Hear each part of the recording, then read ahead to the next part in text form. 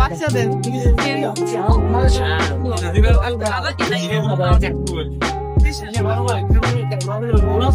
দেখা যায় না তো ওই দেখা গেছে।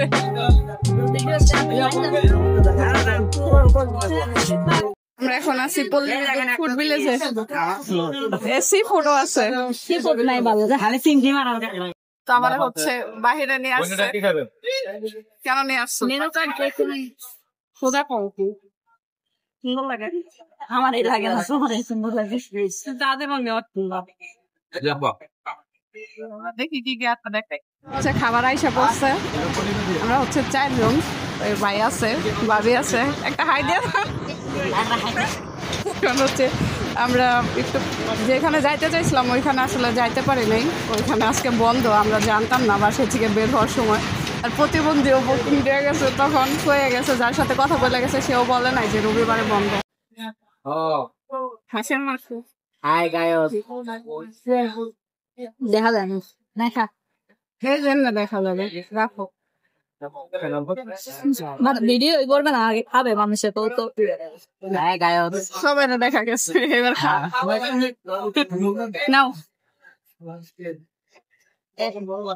রুটি আগে দাও, আরে হ্যাঁ আগে দেওয়ার লোক আছে।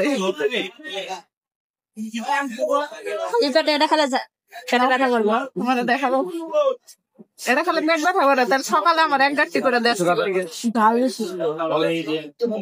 খালি পেটে একটা ডিম ভাজা সালাদ ধরে আমি তাই কইলাম খালি পেটে খালি সমস্যা।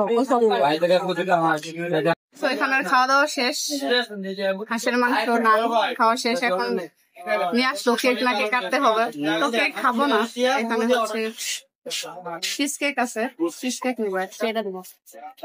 ও জুস, ওটা জুসের আইটেম খাবো না, চা খাবো। যাও কি অর্ডার দিবা দিয়ে আসো,